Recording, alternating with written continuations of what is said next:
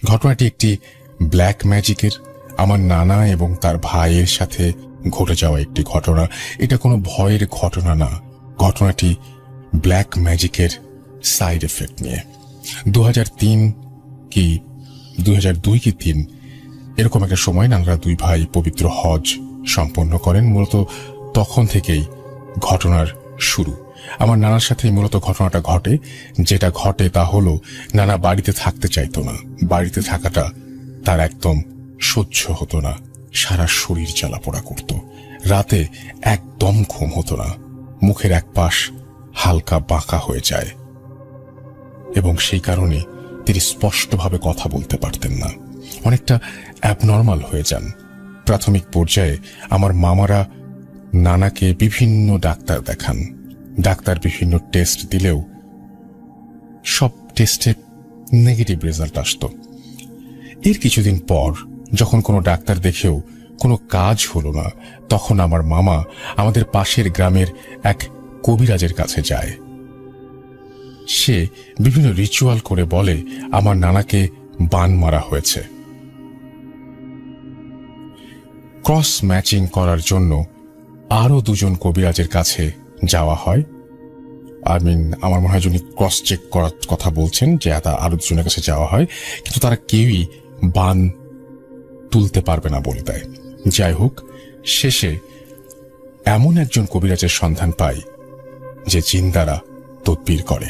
নানার বাড়িতে রাতে আসে এবং আসার পরে প্রথমে তারা যে কাজটা করে সেটা হচ্ছে সুতো দিয়ে দুই হাতের কনিষ্ঠ অঙ্গুলি থেকে কনুই পর্যন্ত মাপে। মাপার শেষে দেখা গেল দুই হাতের মাপের পার্থক্য 1 ইঞ্চি। কবিরাজ এর কথা মতে নানাকে বান মারা হয়েছে, এটাই নাকি তার প্রমাণ। এরপর কবিরাজ তার নিজের ওপর জিন নিয়ে আসে এবং তার মাধ্যমে জানতে পারে নানাকে 2 জায়গায় তাবিজ করা হয়েছে। তাবিজ দুটো জিনের মাধ্যমে তোলা হয়, যেগুলো দুটো চুলার নিচে পোতা হয়েছিল। ওই জিন বলেছিল নানাকে অগ্নিবাণ মারা হয়েছিল, আর ওই 2 তাবিজের এক তাবিজ নষ্ট ছিল, যার কারণে অন্য ওই জিন বলেছিল নানাকে অগ্নিবাণ মারা হয়েছিল এবং কবিরাজ দিয়ে অন্য একটা তাবিজ করা হয় এবং পোতা হয় রানিং চুলার নিচে। জিন তাবিজ দুটো ভাঙে। তার ভেতর পাওয়া যায় যে সমস্ত জিনিস, তার মধ্যে বাবুই পাখির পালক, হাতের নখ, কাপড়ের টুকরো, চিকার চামড়া, একটা কাগজ যাতে নানা ধরনের মূর্তি আঁকা ছিল এবং আরো কিছু লেখা ছিল আর কি। জিনটি আরো বলেছিল যে বাবুই পাখির পালক দেওয়ার জন্য নানা বাড়িতে ছেড়ে সব সময় বিভিন্ন জায়গায় ঘুরে বেড়াতো এবং চিকার চামড়া দেওয়ার জন্য রাতে ঘুমাতে পারত না। আর চুলার নিচে পোতা হয়েছিল বলে তার গা সবসময় আগুনের মতো জ্বলত। তখন নানার শরীরও আগুনের মতো জ্বলত যখনই চুলা জ্বালানো হতো। এই জন্য রানিং চুলার নিচেই এটা রাখা হয়েছিল। বান মারার পর নানা ধীরে ধীরে, বান তোলার পরে আর কি, নানা ধীরে ধীরে সুস্থ হয়, কিন্তু পুরোপুরি আর কখনোই ঠিক হয় নাই। 2008 সালে আমার নানা মারা যান। মৃত্যুর আগ পর্যন্ত নানা এই অগ্নিবাণের সাইড এফেক্ট বয়ে বেড়াতেন। ঘটনাটা এই পর্যন্তই, কিন্তু ঘটনাটা এখনো আমার মনে দাগ কেটে আছে, কারণ পুরো ঘটনাটাই ঘটে আমার চোখের সামনে। একটা কথা না বললেই না, বান মারাটা কুফরি কালাম। এর সাথে জড়িত সকল পক্ষই প্রত্যক্ষ এবং পরোক্ষভাবে ক্ষতির সম্মুখীন হয়। আমিও সেটাই বলবো যে এই কাজটা সম্পর্কে আগ্রহ থাকাও কারো ঠিক না। সত্যি এটা আগ্রহ থাকার মতো কোনো কাজ না, এটা করার মতো কোনো কাজ না। এই ধরনের কাজ থেকে আল্লাহ যেন সবসময় আমাদের দূরে রাখেন, হেফাজত করেন, সেটাই আমার প্রার্থনা। আর আপনাদের কাছেও যদি এরকম ঘটনা থাকে অবশ্যই লিখে পাঠাবেন আমাকে লেখার ঠিকানা russell.bhoot.com@gmail.com। Spirit, be here with me.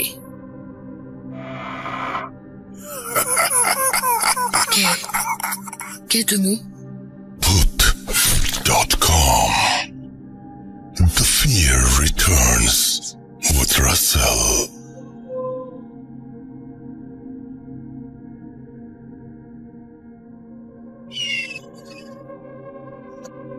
কিছু কিছু মানুষ খুব তাড়াতাড়ি কাছে চলে আসেন। এই সেদিন শুরু করলাম ভূত.com, এর মধ্যেই কিছু কিছু মানুষ খুব কাছে চলে এসেছেন। কিছু কিছু মানুষের ঘটনা আমাকে দারুণভাবে নাড়া দেয়, কি চমৎকার ভাবে ঘটনা বলেন। এবং যতজনের ঘটনা আমি শুনেছি তার মধ্যে আমার প্রিয় একজন হচ্ছেন, যিনি খুবই রিসেন্টলি আমার সাথে যুক্ত হয়েছেন ভূত.com চালু করার পরে। তিনি হচ্ছেন রেহমান ভাই, এবং তিনি ক্যানাডা থেকে রেগুলার আমাদের ঘটনা দেন এবং অসম্ভব সুন্দর ঘটনা তিনি আমাদেরকে উপহার দিয়ে থাকেন। আমি আশা করব যে আজকেও তার একটা ঘটনা যেটা আপনারা শুনবেন সেটা আপনাদেরকে যথেষ্ট পরিমাণে আনন্দ দেবে, এবং তার ঘটনা মানেই স্পেশাল কিছু, বিশেষ করে তার বলার যে ভঙ্গি, এটাতে আমি খুবই মুগ্ধ। এবং আমিও এত চমৎকারভাবে হয়তো গল্প বলতে পারি না। আমি শুধুমাত্র আপনাদের যারা ঘটনা বলেন তাদের সাথে আপনাদের সম্পর্কটা জুড়ে দিতে পারি, এইটুকুই পারি আমি, এর চেয়ে বেশি কিছু পারি না। তারপরে আপনাদের ভালোবাসা সামনে চলার সাহস যোগায়। তো আমরা আজকে রেহমান ভাইয়ের ঘটনা শুনবো, এবং সেই একই সাথে আমি যেটা করব সেটা হচ্ছে যে আপনাদের হাফেজ মাইনুদ্দিন ভাইয়ের যে ঘটনাটা সেটাও শোনাবো একটু পরে। এবং আপনারা আমাকে অবশ্যই ইমেল করে ঘটনা পাঠাবেন, না হয় কিন্তু শো বন্ধ হয়ে যাবে, সুতরাং ঘটনা পাঠাতেই হবে। ব্ল্যাক ম্যাজিকের ঘটনা সবাই শুনতে চান, ব্ল্যাক ম্যাজিকের ঘটনা চাই চাই চাই। যার পরিবারের সাথে যার সাথে এরকম ধরনের ঘটনা ঘটেছে, আল্লাহ না করুক, তারপর যদি ঘটে গিয়ে থাকে তাহলে অবশ্যই আমাদের পাঠিয়ে দিন। সবাই শোনার জন্য অধীরভাবে আগ্রহে আছেন। আমি এখন চলে যাব ঘটনায়, এবং আমাদের ঘটনা যাবার আগে ইমেল অ্যাড্রেসটা আরো একবার স্মরণ করিয়ে দিই, russell.booth.com@gmail.com। আমি চলে যাচ্ছি আমাদের দ্বিতীয় ঘটনায়। সশ্রদ্ধ সালাম, আমি রহমান বলছি, টরন্টো, কানাডা থেকে। কানাডার গ্রেট সিটি টরন্টোতে আমাদের তখন প্রথম পদার্পণ, এবং তখন বাড়ি খুঁজছি কেনার জন্য। আমরা একটা বাড়ি রেন্ট করেছিলাম, বেশ সুন্দর ছোট্ট একটা বাড়ি, পেছনে বিশাল আপেল আর পিয়ার্সের বড় দুটো গাছ। একটা স্কুলের সাথে, স্কুলের ঠিক পেছনেই একটা এই বাড়িটা অনেক সুন্দর, অনেক ফুলের গাছ, সবকিছু মিলিয়ে একেবারে গুছানো একটি ছোট্ট বাড়ি।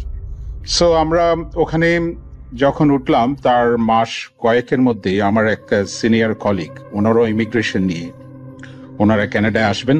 তো আমরা বললাম তো অসুবিধা নেই, আপনারা এখানেই থাকতে পারেন, অনেক মজা হবে, সবাই মিলে মজা করব, আনটিল আনলেস আপনারা এর মধ্যে হয়তো বাড়ি দেখে শুনে হয়তো কোথাও কিনতে পারবেন। তো উনি পছন্দ করলেন। ওনারা যখন এলেন আমরা বেশ ভালোই আনন্দের সময় কাটাচ্ছিলাম কানাডাতে। ওনার এক ছেলে এক মেয়ে, আমাদেরও তাই। নতুন দেশ, নতুন পরিবেশ, রান্না বান্না করা, লন্ড্রি করা, গ্রোসারি করা, এই যেমন সবাই মিলে একসাথে হইচই করে ওয়ালমার্ট, লবলস, উইনার্স, এগুলো ফেমাস স্টোরসগুলোতে মজা করে কেনাকাটা করা, সবকিছু মিলিয়ে এক নতুন জীবনের স্বাদ পাচ্ছিলাম। একটা ছোট ঘটনা বলতে পারি, অনেক ইন্টারেস্টিং। আমার ছেলের জন্য একটা সাইকেল কিনেছিলাম। সে তো অনেক খুশি, সাইকেল নিয়ে স্কুলের পর সবসময় ওটা নিয়ে ব্যস্ত থাকে। এক সপ্তাহ পরেই একদিন স্কুলের ওখানে বেশ একটু ঢালু, টিলার মতো, ওখানে চালাতে গিয়ে একটা ডিচের মধ্যে হিট করে সাইকেলের সামনেটা পুরোটাই ভেঙে যায়, একেবারে মেইন যে রড আছে ওটা পুরোটাই ভেঙে যায়, রড আয়রনটা। So it was a big hit. যাই হোক, ছেলে মোটামুটি ভালোই ছিল, একটু ব্যথা পেয়েছিল, পরে আমার ওয়াইফ ওকে একটু মলম টলম লাগিয়ে দিয়েছে, পরে ঠিক হয়ে গিয়েছিল। তো এখন আমি ভাবছিলাম এই সাইকেলের এই মেইন রডটা কোথায় পাবো। তো শেষে ভাবলাম যে যেখান থেকে কিনেছি, যে বিগ স্টোর, ওখানে যাই, ওখানে গিয়ে ওদেরকে জিজ্ঞেস করি, ওদের কাছে হয়তো পার্টস থাকতে পারে। আমি আর আমার ওয়াইফ মিলে আমরা গেলাম, ওখানে গিয়ে আমরা লাইনে দাঁড়ালাম, সেই কাস্টমার সার্ভিসের লাইনে। তো ওখানে গিয়ে জাস্ট মনে মনে ভাবছিলাম যে কিভাবে বলবো কি হয়েছে, ভাঙলো কি করে। কিছু বলার আগে মেয়েটা এসে ডেস্ক থেকে দেখলো, দেখে একটা স্টিকার লাগিয়ে আমাদেরকে বললো যে ওই সাইকেল যেখান থেকে র্যাক আছে ওখান থেকে তোমরা যে কোনো একটা পছন্দ করে নিয়ে আসো। তা আমরা ঠিক বুঝলাম না, পেছনে আরো 4-5 জন লোক লাইনে থাকাতে আমি আর আমার ওয়াইফ মিলে গিয়ে আর একটা পছন্দ করলাম। একটু আগের সাইকেলের চাইতে এটা একটু দাম একটু বেশি, তারপরও বেশ সুন্দর সাইকেলটি। তো ওটা যখন আমরা নিয়ে আসলাম, আসার পর মেয়েটা আসলো, এসে দেখলো আমাকে শুধু ডিফারেন্স অফ ডলার যেটা আছে আমাকে বললো যে you can pay it in the cash counter. তা আমি বললাম যে বাহ, আমি আর আমার ওয়াইফ মুখ চাওয়াচাই করলাম, আমরা একটা প্রশ্ন করলো না, ভাঙলো কি করে, কি হয়েছে না হয়েছে, কখন কিনেছো, মানে জাস্ট রিসিটের ভেতরেই সবকিছু। সো এটাই হচ্ছে ফান ওখানে শপিং করার জন্য। তো মেইন ঘটনায় আসি, আমাদের অতিথিরা ওনারা বাড়ি পেয়ে গিয়েছেন তখন মনের মতো, মাস 2 আমাদের সাথে ছিলেন। তো ওনারা বাড়িতে তখন শিফট করে আমাদেরকে বললো চলে ওখানে আসার জন্য, সবাই মিলে কদিন না হয় হইচই করলাম একসাথে। যা বলা তাই কাজ। উনি যেখানে বাড়িটা কিনেছেন এটা পিয়ারসন ইন্টারন্যাশনাল এয়ারপোর্ট থেকে হাইওয়েতে যদি আসতে চান তাহলে 15 মিনিটের রাস্তা, এবং বেশ চমৎকার নেবারহুড, অনেক গাছালির মধ্যে এই ছোট্ট রাস্তাগুলো এঁকে বেঁকে গেছে ওখানে।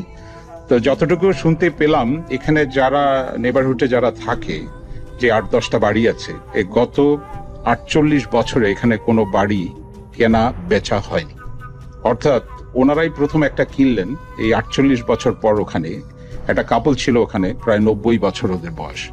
সো এই ভদ্রলোক মারা গেছেন, তো এখন ভদ্রমহিলা যেহেতু একা ওনার পক্ষে সম্ভব না ওখানে এই বাড়িটা টেক কেয়ার করার, সো উনি প্ল্যান অনুযায়ী এটা উনি বিক্রি করে দিয়ে কোনো একটা অ্যাপার্টমেন্টে উঠে যাবেন, ইজি ফর হার। সো ওনাদের বাড়িটা হচ্ছে ঢোকার মুখে একটা চার্চের পরপরেই হচ্ছে এই বাড়িটা। তা এখন সবাই মিলে ওখানে আমরা বেশ হইচই করছিলাম, সারাদিন ধরে আমরা খুব মজা করছিলাম। ওনারা তো আগ্রহ নিয়ে দেখাচ্ছিল এবং অনেক প্ল্যান বলছিল কিভাবে এটা রেনোভেট করা যাবে, অনেক কিছু হয়তো বদলে ফেলতে হবে। নিচে বেসমেন্টের নিচে যে ফ্লোরটা ওটা পুরোটাই আসলে চেঞ্জ করতে হবে, অনেক পুরনো। ওখানে একটা স্টাডি রুমের মতো দেখলাম, দরজাটা তো পুরোটাই ভাঙা, ওটা রিপেয়ার করা হয়নি। একটা বাথরুম আছে, টয়লেট এন্ড বাথ আছে, আর একটা বেডরুম আছে নিচে বেসমেন্টে। বেডরুমের বেসমেন্টের আবার একদিকটা কাচের, এক সাইডটা উপরের দিকে কাচের, যাতে বাইরের অন্তত কিছুটা দেখা যায়, এভাবে ডিজাইন করা। তো ভেরি ইন্টারেস্টিং থিং হচ্ছে মেইন ফ্লোরের মধ্যে ওনাদের যে লিভিং অ্যান্ড যে এবং যেটা ডাইনিং এরিয়া বলা যায়, সেটার মাঝামাঝি একটা অনেক বড় একটা খুব সুন্দর ঘোলাটে একটা কাঁচ দেখতে পেলাম। ওই কাঁচ দিয়ে আসলে পুরোটা একটা ওয়ালের মতো, ওখানের ভেতরে বেশ ঘোলাটে কিছু পিকচারের মধ্যে কিছু মেয়ের কিছু ছবি, কিছু মিউজিক্যাল ইনস্ট্রুমেন্টের। উনি বলল যে এই কাঁচটা ইজিপ্ট থেকে প্রায় সেই 50 বছর আগে ওনারা $20,000 দিয়ে, US ডলার দিয়ে ওনারা এটা ইম্পোর্ট করেছিলেন। এটা অনেক ইন্টারেস্টিং, এটা তো বেশ ভালো লাগলো। আর আরো ভালো লাগলো যে এখানে দেখলাম যে আরো কিছু পুরনো মিউজিক্যাল ইনস্ট্রুমেন্ট আর বেসমেন্টও আমি দেখেছি। এটা ওনারা নিয়ে যায়নি, কারণ বাজানোর হয়তো কেউ নেই। তো রাতে ডিনার হলো, ডিনার করে সবাই মিলে এখন বসলাম। আমার ওয়াইফ অনেক সুন্দর গান গায়, তো ওর গানের গলা বেশ মিষ্টি, তো সবাই ধরলো আমার ওয়াইফকে গান শোনানোর জন্য। সো গানও হলো, অনেকগুলো গান সে গাইলো আর কি। গাওয়ার পর এখন আমরা প্ল্যান করলাম কি কোথায় থাকবে না থাকবে। তা আমি, আমার ওয়াইফ আর আমার ছেলে আমরা নিচে বেসমেন্টে বেডরুমে থাকতে পারবো, আর উপরে এক মাস্টার বেডের ভিতরে আমার সেই সিনিয়র কলিগ, ওনার ওয়াইফ আর ছেলে, আর আরেকটা যেটা রুম আছে ওখানে আমার দুটো মেয়েই থাকতে পারবে, কোনো অসুবিধা নেই। সবকিছু সেট হয়ে গেল, সবাই যার যার রুমে চলে গেল। তো আমরা গেলাম নিচে। তো সারাদিন তো অনেক হইচই হলো, ঘুমানোর সমস্ত প্রস্তুতি। তো ঘুমাতে গেলাম। ঘুমাতে যাওয়ার কতক্ষণ পরে আমি চোখটা বাইরে দিয়ে সেই জানালার কর্নিশ দিয়ে বাইরের দিকে এমনি আকাশ দেখা যাচ্ছিল। তো হঠাৎ করে মনে হলো যে কে যেন সরে গেল ওদিক দিয়ে। তো ভাবলাম চোখের ভুল হতে পারে, অথবা ক্যানাডাতে অনেক রাকুন থাকে, এই ধরনের বাড়ির পেছনে রাত হলেই সে রাকুনগুলো হচ্ছে একটা বেড়ালের মতো, বেশ বড় সাইজের, মুখটা ছোট, গ্রে আর ব্ল্যাক কালারের হয়। আর এরা এসে ওই গার্বেজ বিন টিন গুলো যদি খোলা পায়, ওগুলা খুলে ওরা সব মানে সত্যানাশ করে রেখে চলে যায়। ওরা ওই গার্বেজ খেতে আসে আর কি ওখানে। তো ভাবলাম রাকুন হতে পারে। তো চোখটা প্রায় লেগে আসছিল ঘুমের মধ্যে, হঠাৎ করে মানে কুটকাট শব্দ হচ্ছিল। পুরনো বাড়ি, ভাবলাম যে হয়তো শব্দটা এমনি হচ্ছে, কাঠের হয়তো শব্দ হতে পারে। তো হঠাৎ করে আমার মনে হলো কে যেন বাথরুমে ঢুকে দরজাটা বন্ধ করে দিল। তো আমি ভাবলাম আশ্চর্য, উপরে বাথ অ্যান্ড টয়লেট আছে দুটো, আর নিচে কে আসবে? নিচে তো আমরা ছাড়া আর কেউ নেই। তো যাই হোক, আমি চোখটা আমার প্রায় বন্ধই ছিল, তো হঠাৎ করে চোখটা খুলতেই দেখি হুইল চেয়ারে বসা একটা লোক সে বাথরুম থেকে বেরিয়ে স্টাডি রুমের দিকে চলে গেল। এটা কি হলো? আমার বডিটা একটু ভারী হয়ে আসছিল, আমি আমার ওয়াইফকে ডাকার চেষ্টা করলাম, ওকে ডাকছিলাম কিন্তু ও ততক্ষণে ঘুমিয়ে গেছে। তারপর ওকে ডেকে তুললাম, বললাম যে তুমি কোনো শব্দ শুনতে পেয়েছো? আমি একটা লোককে দেখলাম হুইল চেয়ারে করে বেরোলো। বলে কি বলছো এগুলো? যাও তো, আমার ঘুম পাচ্ছে, তুমি গিয়ে দেখে আসো, তোমার এত ইন্টারেস্ট লাগলে। এই বলে সে আবার ঘুমিয়ে গেল দিব্যি। আমি আর কি করা, আমি আস্তে করে উঠলাম, উঠে আমি বললাম যে দেখি কি হলো ব্যাপারটা। আমি তো নিজেই দেখলাম যে হুইল চেয়ারে করে একজন বেরিয়ে গেল ওদিক থেকে। তো সমস্ত সাহস করে আমি যখন ওদিকে স্টাডি রুমের দিকে গেলাম, ভেতরে ঢুকে দেখি তেমন কেউ নেই। এদিক ওদিক তাকাচ্ছি, না কেউ নেই। হঠাৎ শব্দ করে দেখি সেই যে পেন্টিংটা সেই ভদ্রলোকের, সেই পেন্টিংটা দেয়াল থেকে পড়ে গেল। আমি বললাম এগুলো কি হচ্ছে? এই মুভির মতো এগুলো হঠাৎ শব্দ করে পেন্টিংটা পড়বে কে? এমন না যে কোনো কারণ থাকতে পারে ওই মুহূর্তে ওই পেন্টিংটা পড়তে হবে। আমার মাথায় ঠিক ঢুকছিল না যে এসব কি হচ্ছে। তো আমি বেডরুমে ব্যাক করে চলে আসলাম। বেশ কিছুক্ষণ আমার বডির ভেতরে ওই ফিলিংটা ছিল যে কি করা যায়, আমার ওয়াইফকে কি আবার ডাকবো? আবার ভাবলাম যে না, সে হয়তো দেখা গেল হঠাৎ যদি ভয় পায় সারাটা রাত সে এমনি পার করে দেবে। তো আমি আর ডাকলাম না। পরদিন সকালে ঘুম থেকে আমরা উঠলাম, হাত মুখ ধুয়ে যখন উপরে গেলাম ডাইনিং এর এবং কিচেনে, তখন ভাবি ছুটোছুটি করছে। আমার ওয়াইফ গিয়ে ওনার সাথে হেল্প করলো তখন নাস্তা রেডি করার জন্য। তো আমরা তখনও কেউ কিছু বলছি না। একটু পরে দেখি আমার সেই সিনিয়র কলিগ বেসমেন্ট থেকে ক্লিনিং এর যাবতীয় যত স্টাফ আছে ওগুলো নিয়ে উপরে আসছে। কি ব্যাপার? তো যা শুনলাম অবাক না হয়ে পারলাম না। সেই 50 বছরের পুরনো সেই বিশাল ডেকোরেটেড গ্লাসটি কে যেন ভেঙে ফেলেছে। তা আমরা গিয়ে যখন আমি কি ওখানে দেখলাম, আসলেই তো মনে হলো হাতুড়ি দিয়ে সে ওই কর্নারে কেউ হিট করেছে এবং ওগুলো স্ক্র্যাচ, ওগুলো যে ভেঙে গেছে, ফেটে গেছে, সেই পুরো ইমপ্রেশনটা পুরাই দেখা যাচ্ছে। আমি তো হতবাক। তখন আমি আর শেয়ার না করে পারলাম না। ওনাকে বললাম সকালবেলা যে কাল রাতে কি ঘটেছে বেসমেন্টের ভেতরে, এবং বললাম যে হুইল চেয়ারে করে আমি নিজে দেখেছি একজন ওখান থেকে বেরিয়ে যেতে, এবং বললাম যে সেই পেন্টিংটা পড়লো কি করে। তখন উনি এবং ভাবি, আমরা বাচ্চারা সবাই দৌড়ে নিচে এসে এবং দেখলাম সত্যিই সেই স্টাডি রুমের নিচে তখনও পর্যন্ত সেই পেন্টিংটা ওখানে পড়ে আছে। কিন্তু সেই হুইল চেয়ারের ভদ্রলোকের ব্যাপারটার কেউ কোনো এক্সপ্লেনেশন দিতে পারলো না। সো কানাডাতে সেই প্রথম আমার এই হন্টেড ঘটনার অভিজ্ঞতা হলো। ভূত.com এর সকল শ্রোতা ও কলাকুশলীকে আবারও ধন্যবাদ। রাসেল ভাই, আপনাকেও অজস্র ধন্যবাদ জানিয়ে বিদায় নিচ্ছি। Rehman from Toronto, Canada.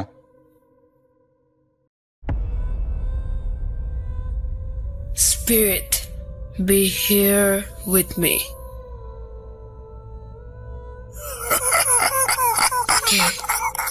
কে তুমি? Bhoot.com.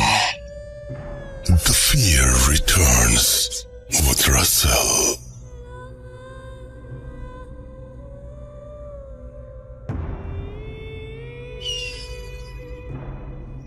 আমরা অনেক সময় খুব তাড়াতাড়ি মানুষকে জাজ করে ফেলি না, যেটা সত্যি নাকি মিথ্যা, নাকি সত্যি নাকি মিথ্যা, কত রকমের চিন্তা করি। আমার মনে হয় কি, আমিও কিংবা আপনিও ওই মানুষটার ভেতরে তো ডুব দিয়ে দেখতে পারবো না। ওই মানুষের সমস্যা উনিই ভালো জানেন, উনি কি করছেন না করছেন সেটা উনিই ভালো জানেন। আমাদের উপভোগ করার কাজ, আসুন আমরা উপভোগ করি, এবং এই বিশ্বাস অবিশ্বাসের ব্যাপারটা মাথা থেকে যত তাড়াতাড়ি ছেড়ে ফেলতে পারবেন তত বেশি এনজয় করবেন। চলুন শুনে আসি। হ্যালো রাসেল ভাই, আমি জুলিয়েট ফ্রম কলকাতা, ইন্ডিয়া। আমি আপনার ভূত এফএমটা আজকে প্রায় 2 বছর ধরে শুনি। ইন্ডিয়ার আমি জানতাম না আপনাদের ওখানে কোনো মানে ভূত এফএম রেডিও ভর্তির ব্যাপারে আমি কিছুই জানতাম না। তো সাডেন সার্চ করতে গিয়ে আমি আপনার একটা এপিসোড শুনে আমি এত বড় ফ্যান হয়ে যাই যে আমি পর করে সব এপিসোড শুনতাম। যেমন এখন ভূত এফএম, পরে যে আপনি ভূত.com শুরু করেছেন সেটাও আমি শুনি। আমি ভীষণ পছন্দ করি আপনার আপনি যেভাবে শোটাকে হোস্ট করেন, আপনি যেভাবে কথা বলেন, আপনার পরিষ্কার চান, আমার ভীষণ ভালো লাগে। আর আপনি যে মানে যে ঘটনাগুলো এত সুন্দর করে, এত নাটকীয় ভাবে, এত ভালোভাবে পড়েন, মানে মনে হয় যেন আমি সত্যি ওই জায়গাটায় আমরা গেছি, ওই ঘটনাগুলো আমরা শুনছি। আমি ভূত অবিশ্বাস করি না, আমি কোনো কিছুকে খুব একটা বেশি অবিশ্বাস করি না এই প্যারানর্মাল ব্যাপারগুলোকে, কারণ আমি নিজে কিছু ফেস করেছি জীবনে, ডেফিনেটলি ইয়েস আমি করেছি। আরও অনেকেই আমার পরিচিতির মধ্যে মানে অনেক শুনেছি, দেখেছি। সো আমি ধীরে ধীরে বলবো আপনাকে ঘটনাগুলো এক এক করে। তো আজকে যে ঘটনাটা আমি আপনাকে শেয়ার করছি সেটা আমার যিনি দিদি থাকেন আমার বাড়িতে, যে মেড, তো উনি আমার বাড়িতে আজ প্রায় 3 বছর আছেন। তো এর আগে উনি একটি বাড়িতে 9 বছর ছিলেন। এটি প্রায় আপনার 10-11 বছর আগেকার কথা।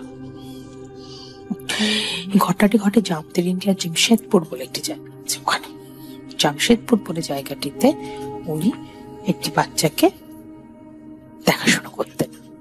তার বাবা মা দুজনেই কাজ করতো, চাকরি করতো। তো একদিন বিকেলে দিদি ছাদে যায় জামা কাপড় আনার জন্য। জামা কাপড় মেলা ছিল, তো ওগুলো বিকেল বেলা তখন শুনতে পড়ছে। ওই সময় দিদি গিয়ে জামা কাপড়গুলো বাচ্চাটাকে নিয়ে গিয়ে ছাদে যায়, কোয়ার্টারের ছাদে উঠে দিদি দেখছে যে ছাদের পাঁচিলের উপরে, বড় কোয়ার্টারের ছাদ, বড় পাঁচিল, একটা বসে রয়েছে একটি মেয়ে। তো দিদি একটু 2-4 পা এগিয়ে গিয়ে মেয়েটিকে বলে, এই মেয়ে নিচে নাম, ওখানে বসেছিস কেন, পড়ে যাবি না? ছোট মেয়ে, ধরুন 10-11 বছর কি 13 বছরের একটি মেয়েটি পেছনের দিকে পা করে বসে পুরো মাথাটা ঘুরিয়ে দিদির দিকে ঘুরে গেল মাথাটা। দিদি দেখে বিশাল বড় বড় দুটো চোখ, আর কিরকম খিলখিল করে দিদিকে দেখে হাসছে। দিদি ওখান থেকে পালিয়ে লাফিয়ে দৌড়ে নিচে এসে দিদি অজ্ঞান হয়ে যায়। তারপর থেকে দিদির অনেক জ্বর, তারপরে বাচ্চাটারও অনেক জ্বর। যে বাচ্চাটাকে নিয়ে গিয়েছিল দিদি, অনেক ওষুধ খাওয়ানো হলো, তাদেরকে মাদুরি ঠাদুরি দেয়া হলো। পরে দিদিরা জানতে পারে যে ওই ফ্ল্যাটে, ওই কোয়ার্টারে কেউ একটা কখনো আত্মহত্যা করেছিল। তো ছাদে নাকি এরকম প্রায়শই এরকম দেখা যায় সন্ধ্যের পরে। ওই ফ্ল্যাটে সন্ধ্যের পরে কেউই খুব একটা ওঠে না। দিদিরা যেহেতু নতুন ছিল, দিদি না জেনে কাজটা করে ফেলেছিল, উঠে পেরেছিল। তারপর তারা ওখান থেকে ছেড়ে ওরা কলকাতায় চলে আসে। এটা একটা ঘটনা দিলাম রাসেল ভাই। পরে আপনি যদি আমার এই ঘটনাটা শেয়ার করেন, আমি ডেফিনেটলি আপনাকে আরো অনেক গল্প দেবো। আমি নিজের সাথে ঘটা আমার কিছু খুব ইন্টারেস্টিং ঘটনা আছে, আমি ডেফিনেটলি আপনাকে শেয়ার করবো রাসেল ভাই। থ্যাংক ইউ রাসেল ভাই, ভালো থাকবেন। আপনার এই যে ভালো দলে থাকা ব্যাপারটা আমার ভীষণ ভালো লাগে। বাই বাই রাসেল ভাই, take care. Spirit, be here with me.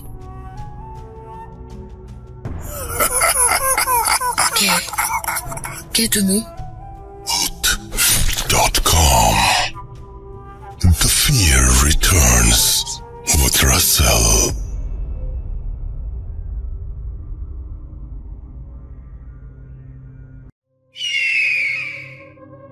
চলুন শুনে আসি হাফেজ মাইনুদ্দিন ভাইয়ের ঘটনাটি।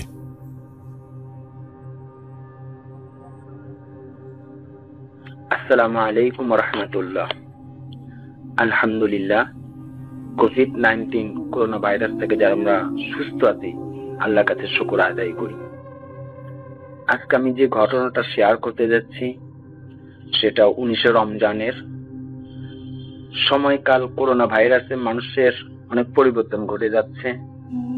এখন মানুষ সব থেকে বেশি আক্রান্ত, ভীত এবং ক্ষতিগ্রস্ত যেটা হচ্ছে যে স্বাভাবিক কোনো অসুখ, স্বাভাবিক কোনো রোগ হলেও মানুষ সেই করোনা বলেই যে দাবি চালাচ্ছে, যার কারণে কিছু কিছু মানুষগুলো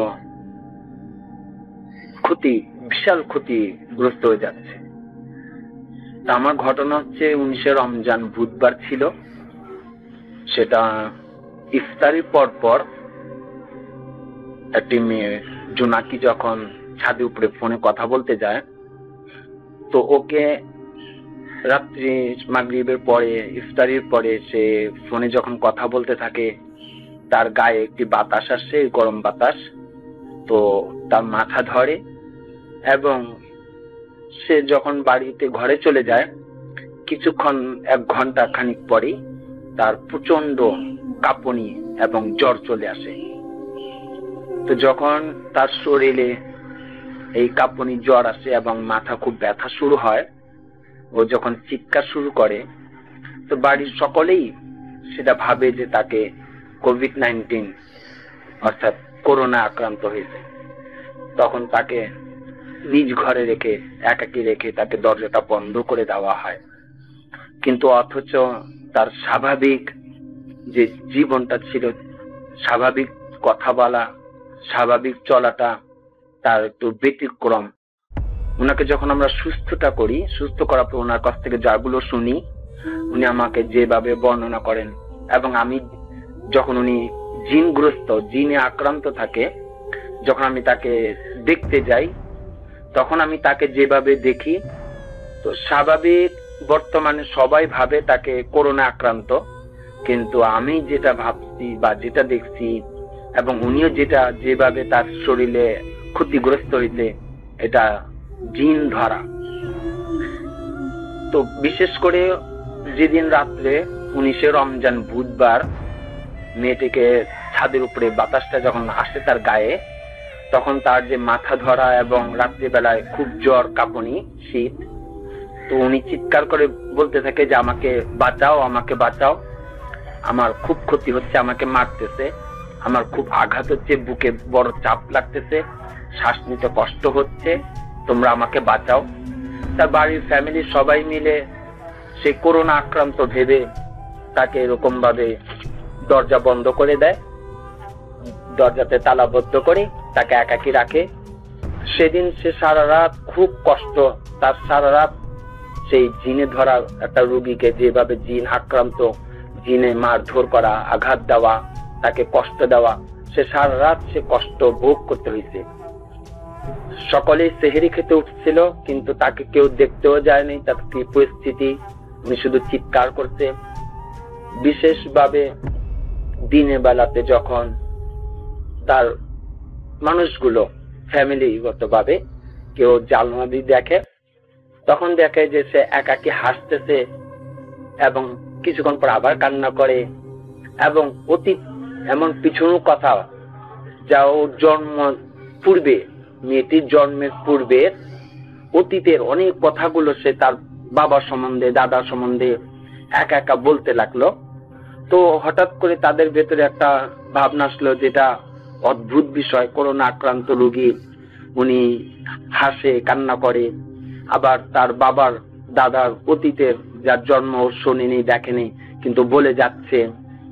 তার স্বাভাবিক আচরণ বিধি দেখে তখন তারা একটা ভাবলো যে তাহলে হয়তো তার অন্য কোনো সমস্যা। তখন একজন হুজুরকে ডাকানো হয়। সে হুজুর আসছিল, কিন্তু হুজুরও পরবর্তীতে বলল ভয়ে যে না, এটা জিনগ্রস্ত না, এটা করোনা আক্রান্ত একটা স্বাভাবিক উনার রোগ ব্যাধি। হুজুরও তাকে দেখতেও যান নাই, কোনো কিছুই করেননি, উনি শুধু বলছেন যে আপনি হাসপাতাল নিয়ে যান। তো পরবর্তীতে সেখানে আমাকে না যাওয়া হয়, সেখানে আমাকে ডাকে। তো আমি যখন গেছি, আমাকেও বলছে যে দেখেন, যদি করোনা আক্রান্ত হয়ে থাকে তাহলে আপনিও যদি যান, সেখানে আপনার তো ক্ষতিগ্রস্ত হবেন, আমরা তো কাছের থেকেই যাই না, আপনি প্রথম দূর থেকে বসে দেখেন যে উনি কি করোনা আক্রান্ত না জিনে ধরা রোগী। তখন বললাম ঠিক আছে, দরজাটা তালাবদ্ধ করে যেহেতু রেখেছেন, ওনার অবস্থা তো খুবই খারাপের দিকে দেখা যাচ্ছে, আমি প্রথম জানলা দিয়ে তার সাথে কথা বলি। তো যখন জানলা খুলে আমি তাকে ডাক দিলাম, সে কোনোভাবেই সাড়া দিল না। যখন আমি একটি আয়াত পড়লাম, কোরআনে আয়াত যখন জোরে আওয়াজ করে পড়লাম, তখন দেখি সে চিৎকার করে বসে এবং তার স্বাভাবিক যে চলা বলা এবং তার আচরণগুলো, বিধিগুলো আমরা দেখি যে জিনে ধরা, তার চোখ দুটো প্রচন্ড লাল হয়ে আছে। বিশেষ জিনে যে সারা রাতটাকে আঘাত করে, গলায় হাতে খুব আঁচড়ের দাগ। পরবর্তীতে আমি বলে দিলাম যে ঠিক আছে, এখন দরজাটা তালাটা খুলে দেন, আমি এখন ভেতরে গিয়ে আমি তাকে দেখবো, এটা জিনে ধরা রুগী। পরে বসলাম তার কাছে গিয়ে, কিন্তু আমার কাছে কেউ ছিল না। ওরা সবাই ভয় ভীতি ছিল যে করোনা আক্রান্ত। তা আমি একা সেখানে বসে যখন মেয়েটির সেই জিনে ধরা রুগীটাকে চিকিৎসা করি, তখন দেখেছি হ্যাঁ, এটা খুব খারাপ একটি জিন, খুবই ভয়ানক একটি জিন, যে এই বাড়িতে বহুদিন যাবৎ চলাফেরা করত, এই বাড়িতে বসবাস করত। তার পূর্বের দাদা দাদির থেকেই এই বাড়িতে জিনের থাকা বসবাস। পরবর্তীতে যখন আমি তাকে স্বাভাবিক অবস্থায় একটি দোয়া পড়ে ফু দেওয়া হয় এবং তাকে ফিরানো হয় জিন থেকে, তখন সে আস্তে আস্তে ফিরে আসে সুস্থর দিকে। এবং তার সাথে আমি কথা আস্তে আস্তে যখন শেয়ার করি কিভাবে কি হলো, সে আমাকে সবগুলো কথাগুলো বলে। কিন্তু বিশেষ যেটা আমাদের এখনো সে বাড়িতে আজ থেকে যে 19 রমজানের ঘটনা যে ঘটে যাওয়া, আজকে ঈদের 10 দিন মতো হয়ে গেল, কিন্তু এখনো সেই বাড়িতে প্রচন্ড ভাবে ভয়ঙ্কর রূপ ধারণ করে প্রত্যেকটা মানুষকে ভয় দেখা, এবং কারো না কারো সেই কোভিড-19 মতো রোগ, করোনা আক্রান্তর মতো মাথা ধরা, বুকে চাপ পড়া, জ্বর চলে আসা, এমনকি শ্বাসকষ্ট, ঠিক যেমন করোনা আক্রান্ত রোগীদের মতো যে সমস্যাগুলো দেখা দেয়, তাদের ঘরের মধ্যে একের পর একজন পর একজন একটা সমস্যা পড়েই থাকে। তখনই সেই মানুষগুলো, যাদের এই সমস্যাগুলো দেখা দেয়, তখনই তারা সেই মানুষগুলো একটা আলাদা ঘরে আটক করে রাখে এবং তারা কোনো চিকিৎসা বা কোনো কিছু নেয় না।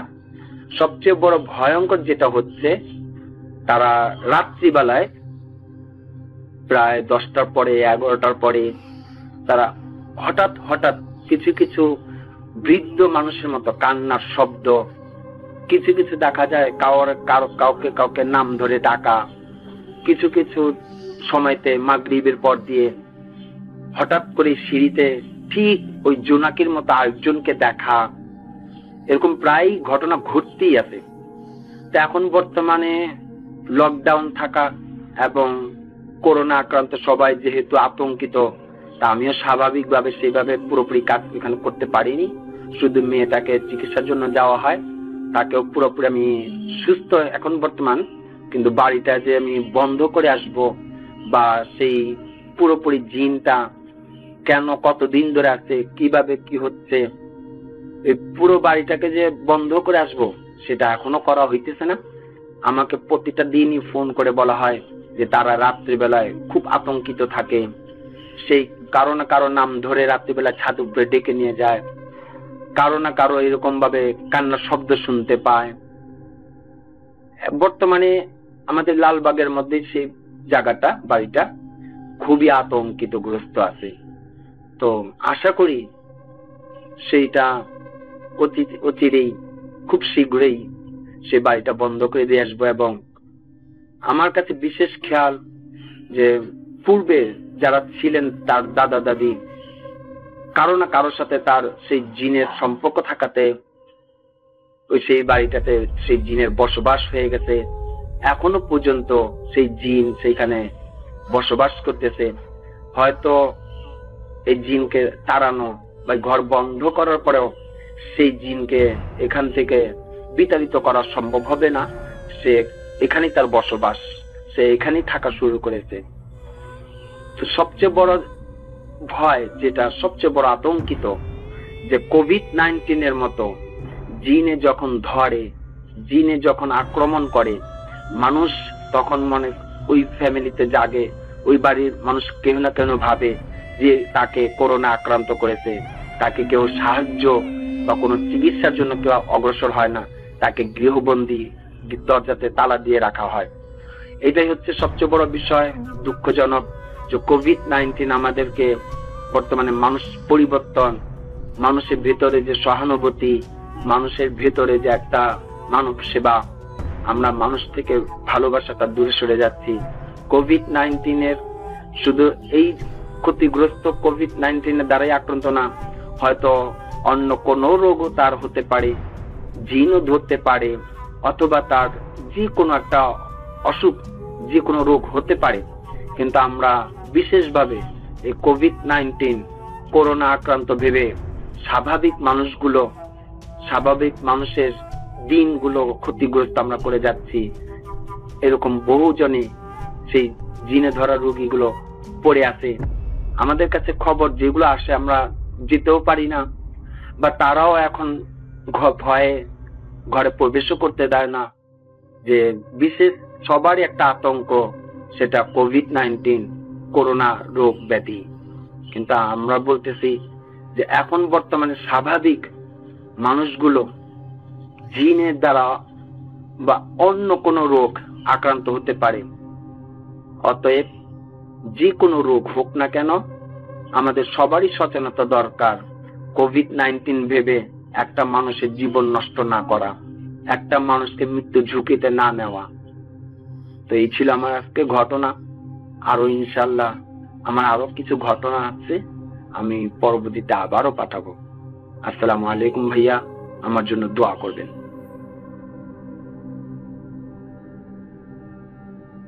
Spirit, be here with me.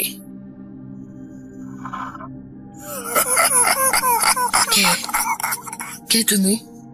Put.com.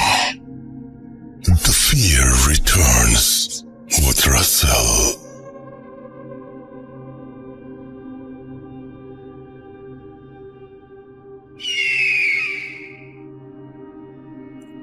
আমি জানি বিশ্বাস করা খুবই শক্ত, বিশ্বাস করা বেশ কঠিন। মাঝে মাঝে কিছু কিছু ঘটনা শুনে আমার ভেতরেও যে সন্দেহ দানা বাঁধে না তেমন কিন্তু না, আমার মধ্যেও সন্দেহ আসে। আমি তখন আবারও পাল্টা ইমেল করি, আচ্ছা আপনি যে ঘটনাটি পাঠিয়েছেন এই ঘটনাটা আরেকবার একটু যদি জানাতেন আমাকে, যে আপনি যা লিখছেন বা যা বলছেন সেটা সত্যি ঘটনা, একটু প্লিজ জানাবেন। আমি জানি খুব ভদ্রভাবে উত্তর দিলেও এই কথাগুলো কখনো কখনো গায়ে তো একটু লাগে, যে আমি একটা সত্যি কথা বললাম, তারপরে উনি আবার এভাবে আমাকে জাজ করছেন। ব্যাপারটা না আমার কাছে খুব ভালো লাগে তা না, কিন্তু আমার তো অনেক প্রশ্নের উত্তর দিতে হয়, সেজন্যই জিজ্ঞেস করি। আমি এখন যে ঘটনাটা প্লে করব সেই ঘটনা পাওয়ার পরেও একটু অস্বস্তি লেগেছিল, যার জন্য আমি আবারও জিজ্ঞেস করেছিলাম যে আপনার এই ঘটনা যে সত্যি এইটা আপনি একটু আমাকে জানান। উনি কিন্তু আবার আরেকটা অডিও ক্লিপে জানিয়েও ছিলেন যে আমার এই ঘটনা সত্যি। আচ্ছা, আমার কাছে মনে হয় ভিডিওটা আছে, সেটা আমি হয়তো প্রচার করব। এবং তিনি বলেছিলেন যে এই ঘটনাটা সত্যি।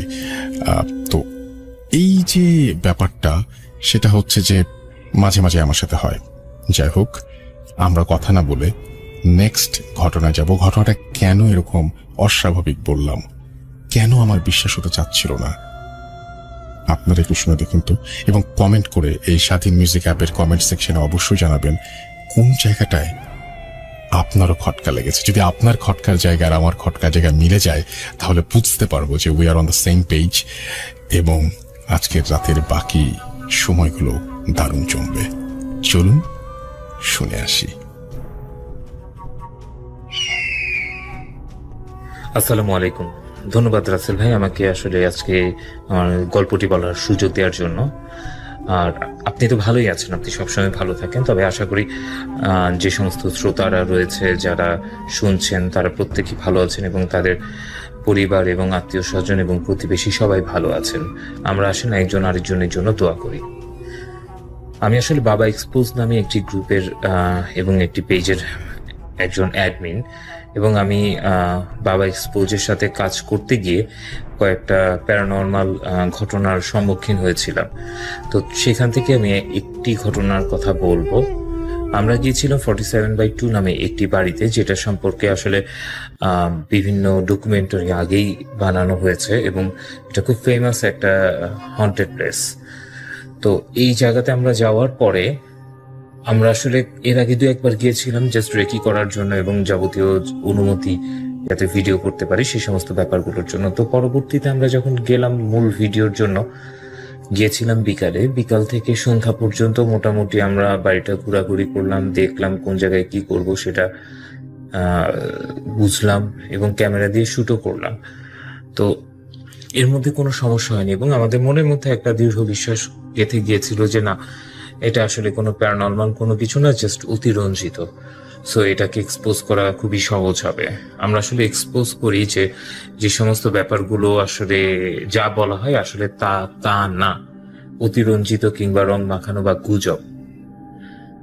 তো মাগরিবের পরে যখন আমরা কাজ করছিলাম তো তখন আমাদের কিছু জিনিস ছিল, যেমন আমরা ক্যামেরা 4টা নিয়ে গিয়েছিলাম, তার সাথে আমাদের আরো বেশ কিছু ইকুইপমেন্ট ছিল, যেমন কেটোমিটার ছিল, আমরা বেলুন দিয়ে কিছু কাজ করেছিলাম, আমরা স্পিড বক্স নিয়ে কাজ করেছিলাম, লেজার দিয়ে কাজ করেছিলাম, এরকম আরো বিভিন্ন ইকুইপমেন্ট আমরা নিয়ে গিয়েছিলাম। তো প্রথমে যখন আমরা বেলুন দিয়ে কাজ করতে গেলাম 3টা বক্স করে 3টা বেলুনকে পাশাপাশি রাখলাম এবং তখন আমরা কেটোমিটারটাও সাইডে রাখলাম। সাইডে রাখার পরে আমরা বললাম যে এখানে যদি কোনো জিন থেকে থাকে বা কোনো প্যারানর্মাল কোনো কিছু থেকে থাকে তাহলে তারা যেন সাড়া দেয় এবং কেটোমিটারের বাতিটাকে ব্লিং করায়, 2 নাম্বার বাতিটাকে ব্লিং করায় এবং একটা বেলুনকে যেন সে নাড়িয়ে দেয়।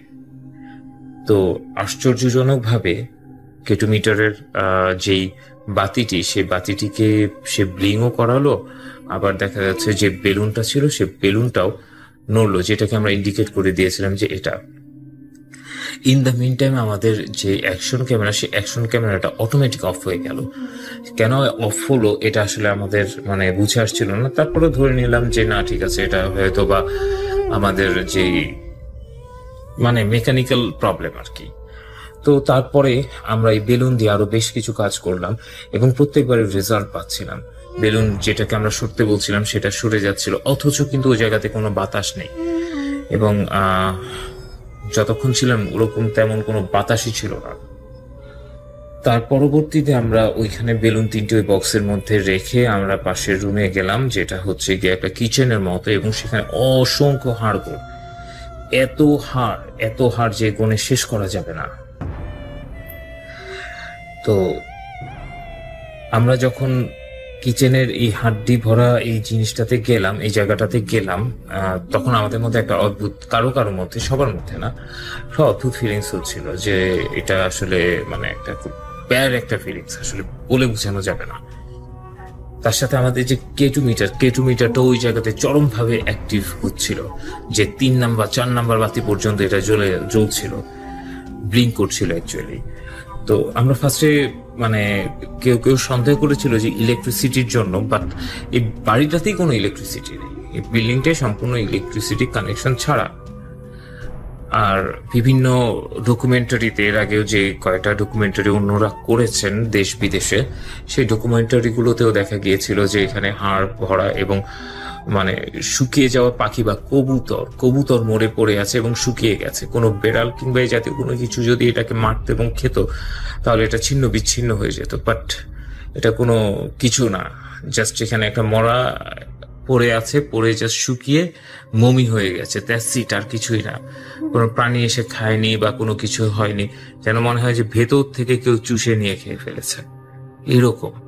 তো আমরা প্রথমে যখন রেকি করতে গিয়েছিলাম তখন আমরা এই জিনিসটা পেয়েছিলাম, ইনফ্যাক্ট ভালো মতোই। এটা আসলে হরর একটা জিনিস, যে এটা আসলে কেন এবং কিভাবে, এটা আসলে কোনো ব্যাখ্যা পাইনি ওভাবে। তো ওই রুম থেকে আমরা বের হয়ে বাথরুমের কাছে গেলাম। বাথরুমটার এখানে একটা ভাঙা বাথটাব ছিল। তো ভাঙা যে বাথটাব, ওই বাথটাবের ওখানে আমাদের কেটোমিটার কোনো রকম কোনো রেসপন্স করে নাই এবং ওভাবে আমরা কোনো কিছু করতে পারি না। কিন্তু পরবর্তীতে ক্যামেরা দেখা গেল, ভিডিওতে আসছিল যে একটা ছোট্ট আলোর একটা বল ওখানে ঘোরাফেরা করতেছে, অথচ আমাদের কাছে এরকম কোনো আলোর বল ছিল না এবং ওই আলোর বল দিয়ে কোনো কাজ আমরা করিও নাই। এটা টোটালি ইম্পসিবল একটা জিনিস। ওখান থেকে আমরা যখন এর আগেই আমরা যখন ওই রুমটা ক্রস করছিলাম, যে রুমে বেলুন ছিল, আমরা দেখি যে বেলুন তিনটা বড় একটা জায়গা নিয়ে ত্রিভুজ আকৃতির অনেকটা ইলুমিনাতি যে ত্রিভুজ ওই রকম আকৃতি করে রয়ে গেছে, এবং এই আকৃতিটার মধ্যে আসলে অশুভ কোনো একটা ইঙ্গিত ছিল। মানে একটা ত্রিভুজ হয়ে গেল কোনো বাতাস ছাড়া, বেলুনগুলো জাস্ট নড়ে জাস্ট ওই জায়গাতে চলে গেল। এটা কিরকম না, এর আগেও আমরা যখন কেটু মিটার দিয়ে আমরা বেলুন দিয়ে কাজ করছিলাম, 3টা বেলুন নড়াতে বলছিলাম, 3টা বেলুন নড়তেছিল, একটা বেলুন নড়তে বলতেছিলাম, ওই একটা নির্দিষ্ট বেলুনই নড়তেছিল। মানে এটা একটা মানে ক্রিটিক্যাল একটা জিনিস, মানে এটা আসলে এক্সপ্লেনেবল না। এবং আমাদের মধ্যে কেউ কেউ তখন মানে খুবই কনফিউজ হয়ে গেছে যে actually what is going on, এখানে আসলে কি হচ্ছে। তো তারপরে আমরা অন্য আরেকটা রুমে গেলাম, স্পিড বক্স দিয়ে চেষ্টা করলাম। স্পিড বক্স দিয়ে যখন আমরা চেক করলাম তখন সেখানে অ্যান্সার পেলাম, এবং তারা সেখানে দুইজন বা 3জন থাকার কথা বলেছিল। আমার এই মুহূর্তে মনে পড়ছে না, ওই স্পিড বক্স থেকে এই অ্যান্সারটা আসছিল। বাট স্পিড বক্সের ব্যাপারটা আমরা আসলে টোটালি বিলিভ করি না, কারণ এটা র্যান্ডমলি কিছু জিনিস চুজ করে হয়তো বা অ্যান্সার দিয়ে দিতে পারে, হোয়াট এভার। তো এরপরে আমরা আরো 1-2টা ঘরে গিয়েছিলাম, এর মধ্যে একটা ঘরে ভালো রেসপন্স ছিল, আরেকটা ঘরে ছিল না। আমরা যখন ফিরে আসছিলাম, ফিরে আসার সময় ভাবলাম যে আমাদের বাকি যারা ছিল তারা ছবি তুলছিল, যে বিভিন্ন স্টিল পিকচার গুলো নিচ্ছিল জায়গাটার। আর আমি ভাবলাম যে একটু কোরআন তেলাওয়াত করি, একটু আজান দেই, যদি এখানে যেহেতু কিছু সিমটম দেখা গিয়েছে, যাতে আমাদের সেফটির ব্যাপারটাও একটা আছে। সো দ্যাট আমি একটু আয়াতুল কুরসি পড়লাম, আজান দিলাম। আমার সাথে আরেকজন ছিল, মানে ঠিক যখন আমি স্টার্ট করেছি তার কিছুক্ষণ পরে আমার ঠিক পিছনে একটা বেলুন ঠাস করে ফেটে গেল। মানে এমন ভাবে ফাটলো যে আমার পাশে যিনি ছিলেন উনি বেশ চমকে গেলেন এবং উনি ভয় পেয়ে গেলেন। আসলে ব্যাপারটা ভয় ছিল, কারণ হচ্ছে কি তারা সম্ভবত এই আয়াতুল কুরসি এবং আজান সহ্য করতে পারেনি, অথবা আমাদেরকে ভয় দেখাচ্ছিল বা সাবধান করছিল বা চলে যাওয়ার জন্য বলছিল। তো আমরা যখন ওখান থেকে ফিরে এলাম, আমাদের মধ্যে কয়েকজন অন্তত 2 মাস পর্যন্ত ভালো ডিপ্রেশনে ছিল। এবং এর মধ্যে আমরা ফিরে আসার পরে জানতে পারলাম যে আমাদের এক মেট যে আমাদের সাথে ওখানে গিয়েছে, তার মাথাতে একটা ছোট একটা মানে পিনের মতো একটা ক্ষত, এবং সেখান থেকে রক্ত পড়েছিল। যদিও সে কোনো কিছু বলে নাই, এবং সে কোথায় ব্যথা পেয়েছে বা কিভাবে ব্যথা পেয়েছে সে কোনো কিছুই জানে না। জাস্ট ওখান থেকে বের হওয়ার পরে আমাদেরকে সবাইকে বলল। এবং ছোট একটা ভিডিও ক্লিপ ছিল, যদিও ভিডিও ক্লিপটা হারিয়ে ফেলেছি বা আছে সম্ভবত, যদি আপনারা চান হয়তো বা দেখাতে পারি। তো মানে কিভাবে ওই আঘাতটা হলো সেই জিনিসটা আসলে আমরা জানি না, সে নিজেও জানে না। এই আর কি আমার ঘটনা। তবে একটা ব্যাপার, যে আপনারা কেউ যদি পরিত্যক্ত কোনো বাড়িতে কিংবা এরকম হন্টেড প্লেসে যান, অবশ্যই পর্যাপ্ত পরিমাণ নিরাপত্তা নিয়ে যাবেন, কারণ কোথায় কি হয় কখন হয় কিছুই বলা যায় না।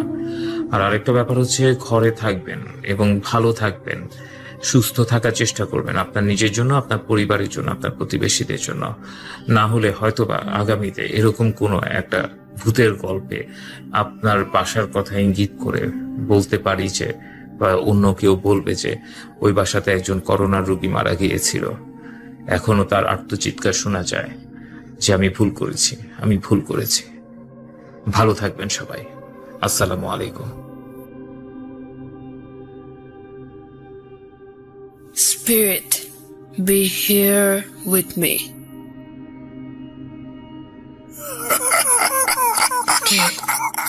কে তুমি? Bhoot.com. The fear returns with Russell.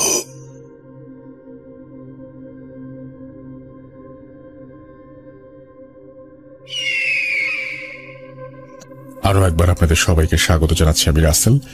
আজকে কলকাতার ঘটনা শুনিয়েছি, কানাডার ঘটনা শুনিয়েছি, এবার একটু ইউরোপের দিকে না গেলে কেমন হয়? না, আসলেই আমার মাঝে মাঝে মনে হয় যে সমস্ত পৃথিবীর মানুষ কিভাবে যেন সংযুক্ত Bhoot.com এর মাধ্যমে।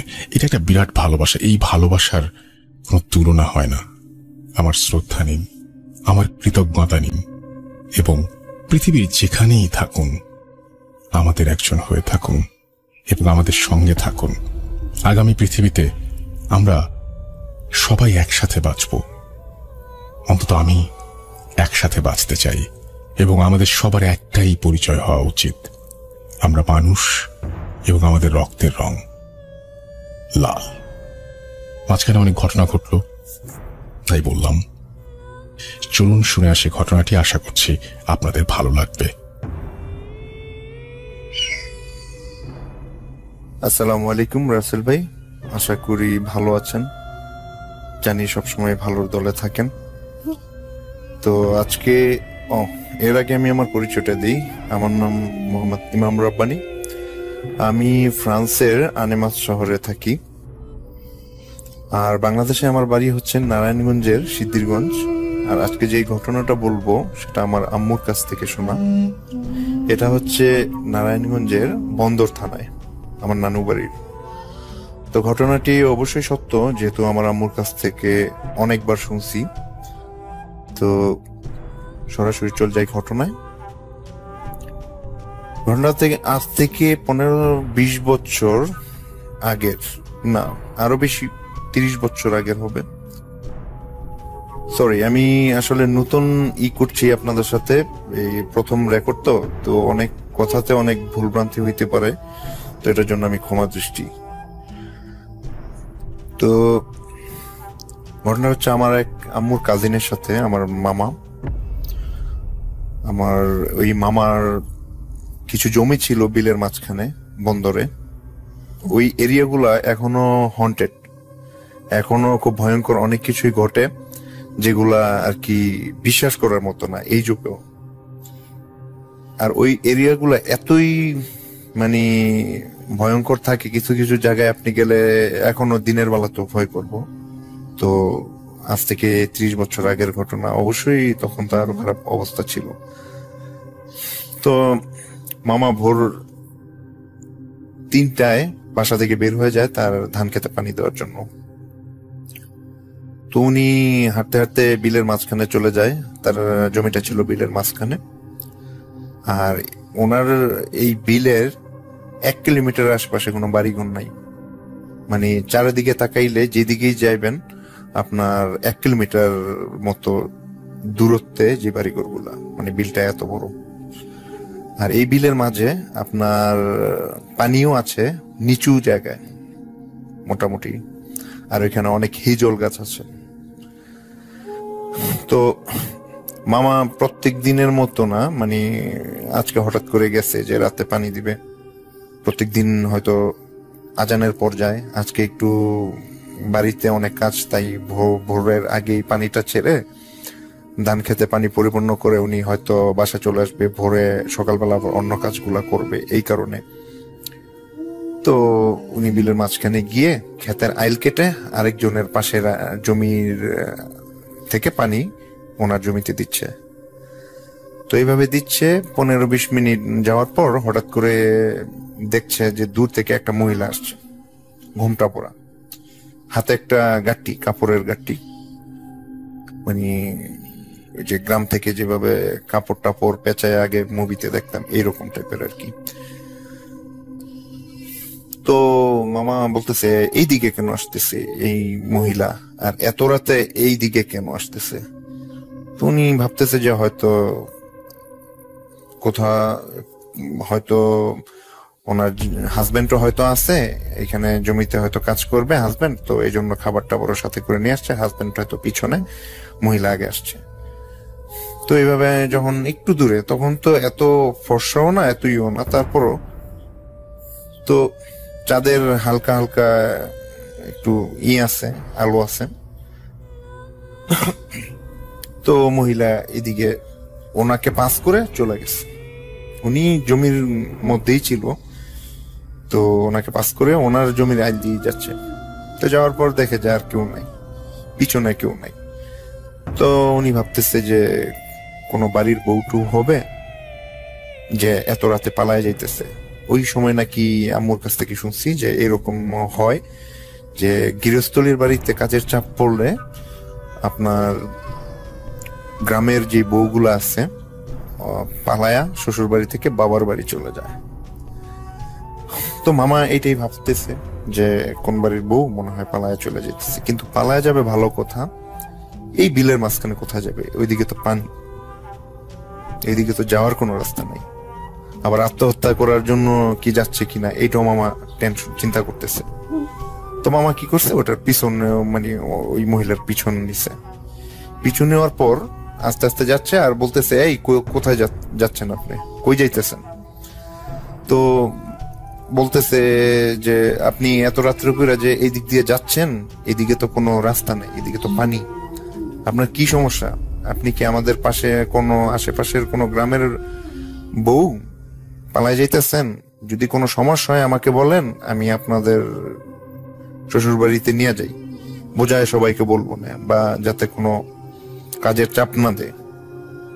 তো মামা এই কথা বলতেছে কিন্তু পিছন ফিরতেছে না। তো মামা আরো আশ্চর্য হয়ে গেল যে না, একে তো থামাইতে হইব, সামনে যে যাইতেছে এটা তো খারাপ, ওইদিকে তো খারাপ জায়গা, হিজল গাছ আছে, ওইদিকে নাকি অনেক কিছুই ঘটতো। তো মামা ভাবতেছে যে মহিলা মানুষ, পরে আমি এইখানে বিলে, তো মানুষেও খারাপ কিছু ভাবতে পারে, স্বাভাবিক। তো মামা কি করছে কি, মহিলারে হাত গিয়ে ধরছে যে আর যাইও না, আর বেশি দূর যাইও না, কারণ ওইদিকে পানি। তো মামা গিয়া যখন হাতে ধরছে, রাসেল ভাই বিশ্বাস করবেন না, দেখে যে হাতের কোনো মহিলা মানুষের হাত না, হাত শক্ত আর পশমের মতো কেমন জানি। তো মামা বলতেছে এইটা কেমন? তারপর উনি মনে কিছু নেয় নাই, মামা কি করলো, হাতে ধইরা টান দিছে, এই তুমি আর যেতে পারবে না, তুমি আসো। তো তখন ওইটা আপনার ঘুরে তাকাইছে। রাসেল ভাই বিশ্বাস করবেন না, মামা প্রস্তুত ছিল না যে এই ধরনের কিছু দেখার জন্য। যখন এটা মামার দিকে তাকাইছে, তখন মামা বুঝে ফেলছে যে আজকে তো আমার সাথে খারাপ কিছু একটা হইতে যাইতেছে, কারণ এই জায়গায় এত রাত্রে মহিলা মানুষ কিভাবে আসবো, আসার তো প্রশ্নই না। আর আমিও বোকামি করলাম, মনে মনে ভাবতেছে যে আমিও কি একটা বোকামোর কাজ করলাম, আমাকে তো এটা কোনো ক্ষতিও করে নাই, সামনে চলে গেছে, তো আমি কেন এটার পিছন নিলাম? আর যেহেতু সামনে হিজল গাছ, এখানে খারাপ কিছু হয়, ওইটাই তো ওইটার গন্তব্যে যাচ্ছে, মানে মামা এটা মনে মনে ভাবতেছে। তো এখন আর ভাইবা কি লাভ, উনি ভাবতেছে। তো অল্প কিছু সময়ের মধ্যে উনি ভাবতেছে, কিন্তু ওটা বিড়বিড় করতেছে মামার দিকে, মামার হাতে ধইরা। ওইটাই মামার হাত ধরছে, ধইরা গাট্টিটারাই ফালায়া মামার দুই হাতের মধ্যে ধইরা মামার দিকে তাকায় বিড়বিড় করতেছে, কিন্তু মামা বুঝতে পারতেছে না। মামার শরীর পুরো ঠান্ডা হয়ে গেছে, উনি নাড়াচড়াও করতে পারতেছে না, মানে যেরকম মানে অবশ হয়ে গেছে। ওটা যখন মামারে ধরছে, ঠান্ডা একটা শীতল অনুভূতি নাকি হয়েছে না। তো মামা আর কি করবে, মামা তখন দোয়া দুরুদ পড়ার কোনো কিছুই মাথায় আসতেছে না। তো মামারা এটাই থুতু মারা শুরু করছে। আর চেহারাটা এতই বিদঘুটে ছিল, বলতে ভুলে গেছি, যে এই ধরনের ভয়ঙ্কর চেহারা মামা কখনো দেখে নাই। চোখগুলা নাই, ভিতরে হয়ে গেছে, আর মানে চেহারার এরকম একটা অবস্থা, চেহারা মানুষের পচে গেলে যে এরকম হয় একটা চেহারা, মারা যাওয়ার পর বা পচা পচা একটা ডেড বডির যেরকম একটা, ওই রকম, শুধু হাতগুলা শক্ত। তো মামা তো এখন কোনো কিছুই করতে পারতেন, তবে আল্লাহ আল্লাহ করতেছে, এতটুকু ওনার নাকি এইরকম আর কি, তা না হইলে তো একটা না একটা কিছু চেষ্টা করতেছে। তো এটাই মামাকে থুতু মারা শুরু করছে। থুতু মানে লালা, এত পরিমাণ এটাই মামার দিকে ছুঁড়া মারতেছে মামার শরীরে, যেহেতু মামার হাতে ওটাই ধরে রাখছে। থুতু মারলো, মাইরা নাকি মামার সারা গা ভিজাই দিছে। আর থুতু মারার পরেই মামাকে কি করলো, মামাকে মাটির মধ্যে ফালায়, মানে ওই ক্ষেতের মধ্যে ফালাই দিল। ক্ষেতের মধ্যে ফালায় মামাকে যাতানা শুরু করলো, এটাই মানে গাড়ার চেষ্টা করলো ওনার। শুধু এখন মামারও কিছু শক্তি দিয়ে মামা করতেছে, প্রাণপণ চেষ্টা করতেছে, ওটাও চেষ্টা করতেছে মামাকে গাড়ার জন্য, কারণ ওটা মামা বুঝতে পারছে যে আজকে আমাকে কাদার মধ্যে গাইরা ফেলবে, যে আজকে আর রক্ষা নাই, আজকে মনে আর বাড়িতে যাইতে পারবো না। তো তো ওনার ভাগ্যটা অনেক ভালো যে যেখানে মামারে গাড়ার চেষ্টা করতেছে ওইখানে কাদা এত গভীর না, মানে মাটির নিচে একটু শক্ত, মানে হয়তো আধা ফিটের মতো বা 1 ফিটের মতো মানে কাদা নিচে, এর নিচে শক্ত মাটি। তো মামার সাথে ধস্তাধস্তি হইতেছে, যখন এটা দেখতেছে যে আর পারতেছে না মামারে গাড়তে বা কাদা মাটি, তখন কি করছে, এটা মামাকে ছুঁড়া মারছে দূরে, যে যেমন আমরা কোনো কিছু হাত দিয়া ছুঁড়া দূরে মারি না, ওই রকম মামাকে ছুঁড়ে মারছে। ছুঁড়া মারার পর মামা একটু দূরে গিয়ে পড়ছে, মানে উনিও স্বাস্থ্যবান, তো ওজন অনেক, 5-6 ফিট দূরে গিয়ে, 7-8 ফিট দূরে গিয়ে এরকম পড়ছে। পড়ার পর মামা দেখলো যে ওইটা মামার দিকে তাকায় কি যেন আবার বিড়বিড় করতেছে, কিন্তু কোনো কথা বুঝতেছে না এটা কি বলতেছে, আর খুব বিশ্রী একটা চেহারা নিয়ে ওনার দিকে বিড়বিড় করে বলতেছে কি যেন। আর কিছুক্ষণ পর এটা ওই আগের রাস্তা ধইরা তার গন্তব্যে যাওয়ার চেষ্টা করতেছে। যখন ওইটা সামনের দিকে যাচ্ছে, কিছুক্ষণ পর পর মামার দিকে তাকায় আর এটা থুতু মারে এইদিক ওইদিক, আর বিড়বিড় করে চোখ ঘুরায়, মানে করে ভয়ঙ্কর চেহারা নিয়ে, আর ওটা সামনের দিকে যায়। তো মামা লাড়াচাড়া দিতেছে না, কারণ মামা ভাবতেছে যেহেতু এটা চলে যাইতেছে, আমি এখন ওঠার দরকার নাই, আমি যদি উঠি তাহলে যদি আবার এটা আসে যদি আমাকে আবার যদি এটা ধরে বা অ্যাটাক করে, বা যদি আমাকে আবার মেরে ফেলার চেষ্টা করে, এই ধরনের একটা চিন্তা ভাবনা নিয়ে সে আর লড়াচড়া করে নাই, সে এইভাবেই শুয়ে আছে। তিনি এইরকম একটা মামা ইয়ের মধ্যে ছিল, যেমন ঘুমের ঘরের মধ্যে চোখগুলো আপসা আপসা মানে করা খোলা, সে দেখতেছে। তো সারা গা কাদায় ভরে গেছে, পানির মধ্যে অল্প একটু কাদা নিচে ধান খেতে, আর ওটা যাচ্ছে। মামা দেখতে পারলো যে এটা যাইতে যাইতে আপনার হিজল গাছের উপরে গিয়ে উঠছে। তখন মামা তার চোখের আলামতটা বুঝতে পারলো যে তার চোখ জল জল করতেছে।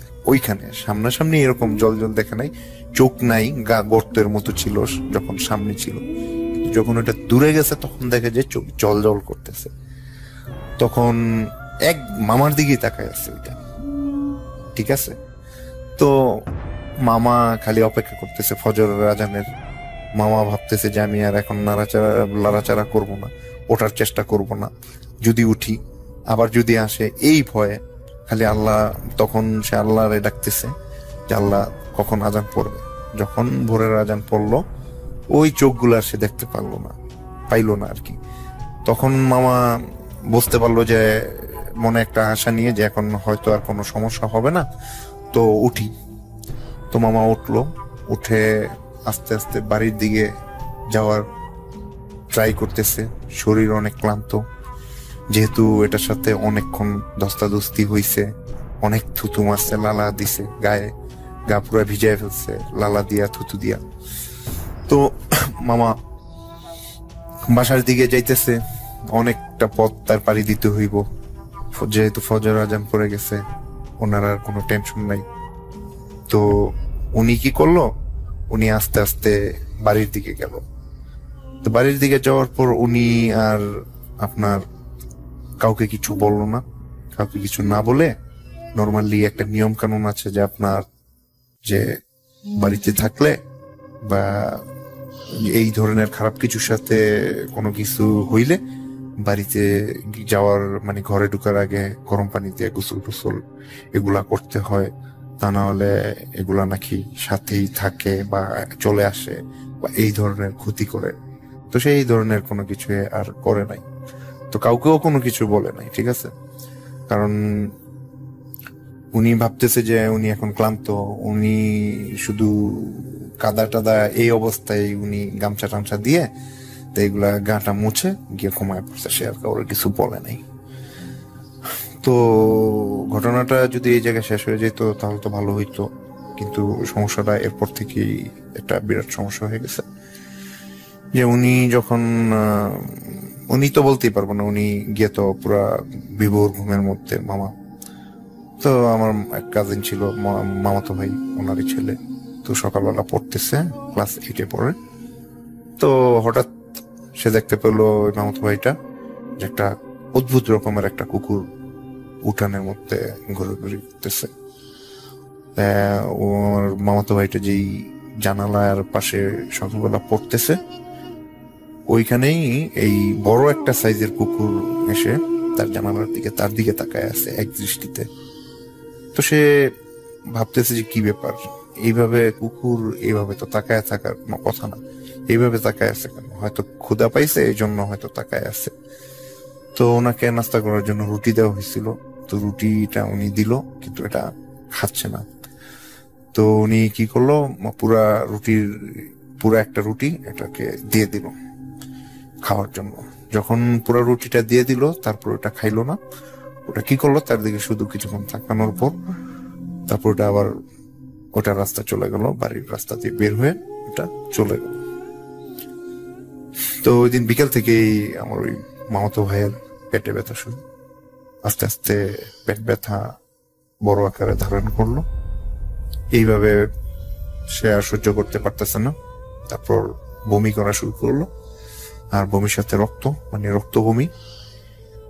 তারপর ওই সময় তো আর হসপিটাল বা এরকম এত একটা ছিল, কিন্তু এই ধরনের সিচুয়েশনে কিভাবে হ্যান্ডেল করব এটা তো আর জানে না।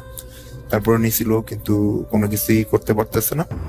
3 দিন পর আমার ওই মামাতো ভাইটা মারা গেল। মারা যাওয়ার পর তাকে বাড়িতে নিয়ে আসলো, লাশ দাফন করে তাকে জানাজা দিয়ে পরে দাফন দিয়ে করলো। তো মামি বাসায় কান্নাকাটি করতেছিল যে আমার ছেলেটাকে কুকুর নজর লাগাইছে, এরকম কালো একটা কুকুর। তখন আমার হুশ আসলো যে আসলে তো এটা ওইটা না, আমি তো বাসায় গোসল করি নাই গরম পানি দিয়া, বা কোনো করি নাই, কোনো হুজুরের কাছে যাইনি। তখন সে বুঝতে পারলো যে ঘটনাটা এটার কারণে হয়েছে। তো তখন তো বুঝতে অনেক দেরি হয়ে গেল, এখন তো আর কিছু করার নেই, যা হওয়ার তা তো হয়েই গেছে।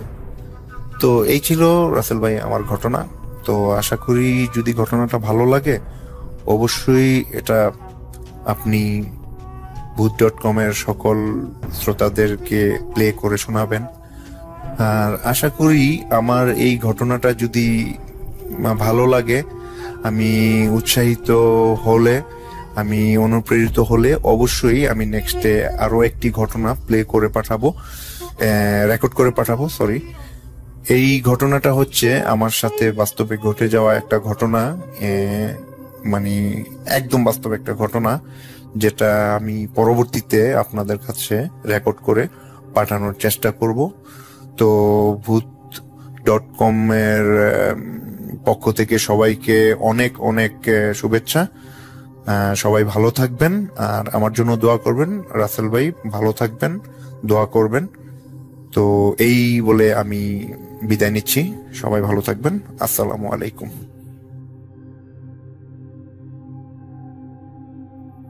Spirit, be here with me.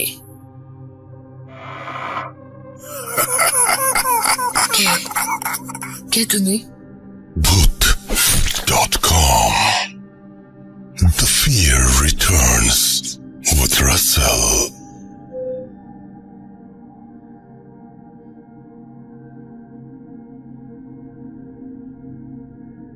গেলাম ইউরোপে, আমেরিকায় না গেলে কেমন হয়?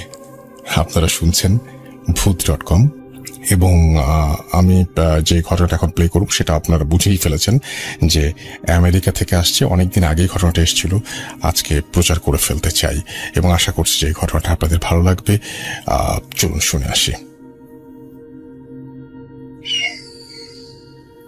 হ্যালো, আসসালামু আলাইকুম রাসেল ভাই, আমি নাইস বলছিলাম ইউনাইটেড স্টেটস অফ আমেরিকা থেকে। আমরা অ্যাকচুয়ালি কলোরাডো স্টেটসে থাকি। তো আমরা এখানে এসছি 10 বছর, এর আগে বাংলাদেশে ছিলাম। তো তখন আমাদের একটা ঘটনা ছিল। ঘটনাটা এরকম যে আমাদের বাসা যশোরে, তো ওখানে আমরা অনেক দিন ধরেই আমরা ওখানেই স্থানীয়। তো আমাদের যে বাসাটা আমার আব্বু অনেক দিন আগে 90-তে বানিয়েছিল, তখন ওটার পাশে একটা কবর ছিল। তো কবরস্থানটা খুবই ছোট, বাট ওটা আমাদের বাসার সাথেই ছিল। তো যাই হোক, মূল ঘটনায় আসি। আমাদের বাসার একটু বর্ণনা দিই ঘটনাটা বোঝার সুবিধার্থে। তো ঘটনাটা এরকম যে ওইখানে আমি, আমার বোন আর আমার আব্বু আম্মু থাকতাম। তো আমার ভাই আছে, বাট সে ঢাকাতে থাকতো। তো ঘটনাটা ছিল এরকম, অনেক দিন ধরে আমাদের বাসাতে অনেক চুরি হচ্ছিল। যেরকম আলমারির মধ্যে কোনো কিছু রাখলেই টাকা পয়সা স্পেশালি সেগুলো চুরি হয়ে যাচ্ছিল। এমন না যে সব টাকাই চুরি হচ্ছিল অল্প কিছু টাকা। তো সেই জন্যে আমরা আমাদের মেইডকে দেখলাম, খেয়াল করলাম তারা আমাদের বাসায় অলমোস্ট 15 বছর ধরে কাজ করে। তো তারা নেয়ার কথাই না। আর যেহেতু আমার আম্মুর কাছে, আমার আম্মুর কোমরেই সবসময় চাবিগুলো থাকতো, তো সেটা হওয়ারই কথা না। আর সে কখনোই কোমর থেকে চাবিটা খুলতো না, এবং চাবির কোনো ডুপ্লিকেট কোনো চাবিই ছিল না। তো তখন আম্মু দেখলো, অনেকভাবে সে পরীক্ষা করলো যে কিভাবে টাকাগুলো চলে যাচ্ছে। এবং আমার আব্বু খুব বেশি ওরিড হয়ে গেল, কারণ আমার আব্বু আম্মুর মধ্যে এমন ছিল না যে আম্মু কখনো আব্বুকে না বলে টাকা নিবে বা এরকম কিছু। তো তারপরেও আব্বু বলল যে ঠিক আছে। তাহলে আব্বু এইসব অ্যাবনর্মাল বিষয়ে একদমই বিশ্বাস ছিল না। তো সে এমনি বিশ্বাস করে হয়তো জিন আসছে, যেহেতু এটা কোরআনে আছে। বাট আব্বুর ওরকম বিশ্বাস ছিল না যে জিনরা এই কাজটা করতে পারে। কিন্তু আমার আম্মুর বিশ্বাস ছিল যে এর মধ্যে নিশ্চয়ই প্যারানর্মাল কিছুই ব্যাপার আছে। কিন্তু আমরা ওই বাসাতে এতদিন ধরে আসছি, কিন্তু কোনো ব্যাপারই কোনো সময় কোনো ঘটনাই ঘটে নাই। বাট এই প্রথম এরকম অ্যাবনর্মাল কিছু ঘটছে। তখন আব্বু বলল যে ঠিক আছে, তাহলে তুমি একটা কবিরাজ, আমাদের ওখানে কিছু স্থানীয় কবিরাজ আছে, তাদেরকে বললাম যে এটা কি হচ্ছে দেখো একটু। তখন আমার আম্মু এরকম কিছু লোককে বলল, তারা দেখলো, বলল হ্যাঁ এটা জিনেরই কাজ। এবং তারা এটার অনেক ব্যবস্থা দেওয়ার চেষ্টা করলো, বাট কোনো কিছুতেই কাজ হচ্ছিল না। এমন সময় আমি আর আমার হাজবেন্ড আমরা ঢাকাতেই থাকতাম। তো তখন আমরা বাড়িতে গেছি কোনো একটা বন্ধের সময়। তখন আমি আর আমার হাজবেন্ড একটা রুমে, এবং আমাদের আর একটা রুমে আমার আব্বু আম্মু আর আমার বোনটা ঘুমিয়েছিল। তো অ্যারাউন্ড 1টার সময় হঠাৎ করে আমার বোনটা অনেক চিৎকার করে উঠছে। তো আমার বোন মাঝখানে এবং আমার আব্বু আম্মু দুইজন দুই পাশে। আর সময়টা ছিল একদম শীতের সময়। তো সবাই জানলা দরজা সবকিছু বন্ধ করে তারপরে ঘুমাইছে। তো আমাদের বাসাটায় 3টা লক আছে এবং 3টা ডোর আছে। প্রথমে একটা মেন ডোর, যেটা কিনা একদম লোহার পাত দিয়ে বানানো। তারপরে আছে আমাদের একটা ক্রপসিবল গেট। তারপরে আছে একটা জাহাজের পাত দিয়ে সেই ডোরটা বানানো। কারণ আমাদের ওইখানে তখন অনেক বেশি চুরি ডাকাতি বা এরকম কিছু হইতো, তার জন্য এবং অনেক মারামারি হইতো, যার কারণে আমাদের এইভাবে করে সিকিউর করা আমাদের বাসাটা। তো যাই হোক, ওর পরে আমরা গেলাম, ওখানে ছিলাম যে রাত্রেবেলা। তখন দেখলাম যে আমার বোন এরকম চিৎকার করে উঠছে। তখন আমরা সবাই তাড়াতাড়ি করে ওই ঘরে গেলাম, কিন্তু ঘরের দরজা তো তখন বন্ধ। তখন আমার আব্বু আম্মু তো ঘুমাচ্ছিল আমার বোনের সাথেই। তো তখন আমার বোনের চিৎকারে আমার আব্বু আম্মু উঠেই মানে হঠাৎ কি হলো তখন আমার বোন বলল যে তার গলা থেকে কে যেন চেন খুলে নিয়ে চলে গেছে। তখন জানলা টালনা সবই বন্ধ, এবং আমাদের বাসার সাথে যে বাসাটা সেটাতেও যাওয়া সম্ভব না, কারণ জানলা ডোর সবকিছুই বন্ধ। এরপরে আমার আমি গেলাম, দরজা খুললো। তখন আমরা তো এটা দেখলাম আমার বোনের গলায় চেন নাই। তারপরে ইভেন আমরা এসে আমার হাজবেন্ড সেম রাত্রেরই আরেকটা ঘটনা যে আমার হাজবেন্ড স্বপ্নে দেখছিল যে তার মানি ব্যাগের মধ্যে থেকে কে যেন 5,000 টাকা ছিল, তার মধ্যে থেকে কে যেন 2,000 টাকা নিচ্ছে। তো এমন সময় তার ঘুমটা ভেঙে গেছে এবং তার কিছুক্ষণ পরেই সে চেক করলো তার মানি ব্যাগে আসলেই 2,000 টাকা নাই। আর বলে রাখা ভালো যে আমাদের বাসায় যে মেয়েরা 2টা মেড কাজ করতো তারা কেউ রাত্রেবেলা বাসায় থাকতো না, শুধুমাত্র আমরা ফ্যামিলি মেম্বাররা আমরা বাসায় থাকতাম। তো এরপরে তো আমার আম্মু খুবই ওরিড হয়ে গেল যে কি ব্যাপার, কোনো কিছুতেই কাজ হচ্ছে না। তারপরে আমাদের যশোর থেকে খুলনা যেতে নপাড়া একটা জায়গা আছে, ওইখানে একটা লোকের কাছে গেল। সে লোকটা অনেক আলেম একজন ব্যক্তি, তো উনি পরে আমাদেরকে সমাধান দিলেন, আম্মুকে কিছু রিচুয়ালস করতে বলছেন, অবশ্যই সেটা ইসলামিক ওয়েতে, এবং কিছু আমল করতে বলছে। তারপর থেকে আম্মু ওইগুলো করার পর থেকে আলহামদুলিল্লাহ আমাদের আর কোনো প্রবলেম হয় নাই। তো এটাই ছিল রাসেল ভাই আমার ঘটনা, হয়তো গুছিয়ে বলতে পারলাম না, তার জন্য সরি। তো আমার আরো অনেক ঘটনা আছে, আমার নানু বাড়িতে অনেক ঘটনা ঘটেছে যেগুলো কিনা একদম আমার চোখের সামনে। আমার মামির 5টা বাচ্চা মারা গেছে, এবং এটা অনেক দিন আগে একটা কবিরাজি এটা বলেছিল। তো সেই ঘটনাগুলো আমি বলবো আস্তে আস্তে পর্যায়ক্রমে, যদি আমার ঘটনা আপনার ভালো লেগে থাকে, যদি সিলেক্টেড হয়, তারপরে আমি ওই ঘটনাগুলো আপনাকে পাঠিয়ে দিব। ওকে, আজকে আর লম্বা করছি না, আর সবাই আপনারা ভালো থাকবেন, যেহেতু সারা পৃথিবীর অবস্থায় এখন ভালো নেই।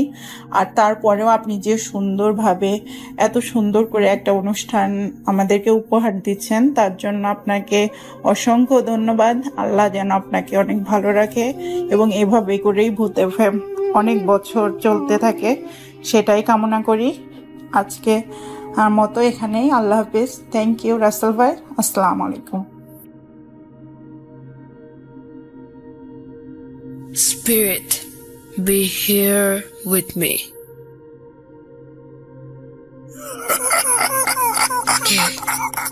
কে তুমি? Bhoot.com. The fear returns with Russell.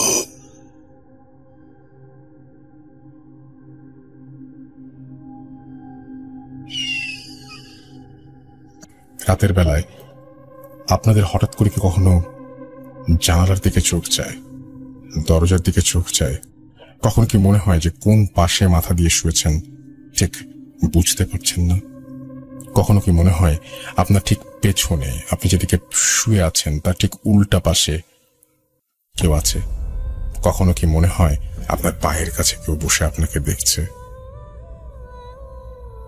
জানি না এগুলো মনে হয় কিনা। মনে হলে এই কথাগুলো কিন্তু কমেন্ট সেকশনে লিখতে পারেন, আমি যেটা করব ঘটনা পড়ে শোনাবো। যেভাবে লিখেছেন আমি সেভাবে পড়ার চেষ্টা করছি। হ্যালো রাসেল ভাই, কেমন আছেন? আশা করি ভালো আছেন। আমি সপ্তর্ষি দত্ত, আমার বাড়ি ময়মনসিংহ জেলায়, যদিও বাবা চাকরির সূত্রে বর্তমানে আমি জামালপুর জেলায় থাকি। আমি এখানকার একটা সরকারি স্কুলে ক্লাস 9-এ পড়ি। আসলে ঘটনাটি ঘটে আমার এক বোনের সাথে। আমার বোনের নাম নিরুপমা, ছদ্মনাম। ঘটনাটি ঘটে 2018 সালে। তখন আমার বোন কলেজে পড়ে। আমি ঠিক তার মতো করেই বলছি।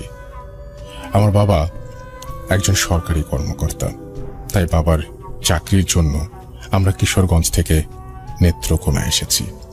বাবা আগে থেকেই এখানে একটা বাড়ি ঠিক করে রেখেছিলেন। এখানে নতুন বাড়িতে এসেই সবাই নতুন বাড়ি গোছানোর কাজে লেগে পড়ে। আমাদের নতুন বাড়িটি ছিল হাফ বিল্ডিং। এই নতুন পরিবেশে এসে আমার বেশ ভালোই লাগে, কারণ আমাদের নতুন বাড়ির চারপাশে ছিল প্রচুর গাছ, সামনে ছিল একটা ছোট্ট পুকুর, আর পেছনে ছিল একটা বাগান। আমার বাগানটা বেশ পছন্দ ছিল, কারণ বাগানটা ছিল খুব সুন্দর এবং শান্ত। বাগানের একটা জায়গা ছিল বাঁধানো। আমি দিনে যখনই সময় পেতাম ওই বাগানে গিয়ে বসতাম। বাগানটা আমার ভালো লাগতো বিধায় আমি আমার ঘর হিসেবে বেছে নেই সেই বাগানের সাথে লাগোয়া ঘরটি। যেন আমি জানালা খুলে দিলেই দেখতে পাই ওই বাগানটি, এবং ওই ঘরের বাগানের সাথে লাগানো একটি দরজা ছিল। ফলে আমি ইচ্ছে করলেই ওই বাগানটিতে যেতে পারতাম। নতুন বাগানটিতে ওঠার 1 মাস পরে, অর্থাৎ নতুন বাড়িটিতে ওঠার 1 মাস পরে, সময়টা ছিল জুন মাস। একদিন রাতে আমি পড়ছিলাম, আমি আমার ঘরে একাই থাকতাম। হঠাৎ শুনি আমার জানালার পাশে মেয়েলি গলায় কেউ কাঁদছে। তখন রাত প্রায় 1টা। বাইরে কে কাঁদছে এটা দেখার জন্য আমি দরজা খুললাম। আমি জানালা খুললাম, জানালা খুলেই দেখি কিছু নেই, কারণ চারপাশে তখন অন্ধকার, কিছু দেখতেও পেলাম না। এবং জানালা খোলার সাথে কাঁদার শব্দটাও বন্ধ হয়ে গেল। আমি আবার জানালাটি বন্ধ করে দিলাম। একটু পরে জানালায় কে যেন সজোরে ধাক্কা দিল। হঠাৎ ধাক্কার শব্দ শুনে আমি প্রচন্ড চমকে গেলাম। ধাক্কাটা 1 বার না, 2 বার না, বারবার হতে থাকলো। আমি জোরে বললাম, কে কে এমন করছে? আমি এই কথা বলার সাথে সাথে ধাক্কা দেয়া বন্ধ হয়ে গেল এবং চারপাশ যেন একদম চুপচাপ হয়ে গেল। কিন্তু একটু পরে আবার শুরু হলো ধাক্কা দেয়া। আর শুধু জানালা না, দরজাতেও। চারপাশে কাউকেই দেখতে পেলাম না। আমার ঘর, আমার মা, আমার বাবার ঘর এমন যে আমি যদি জোরে কোনো কথা বলি তাহলে সেটা তাদের ঘর থেকে শোনা যাবে। কিন্তু আজব ব্যাপার হলো, এত জোরে জোরে কেউ দরজা ও জানালায় ধাক্কা দিল, এই শব্দটা তারা কেউ শুনতে পায়নি। যাই হোক, ওই রাতে আর কিছু হলো না। পরদিন সকালে শুরু।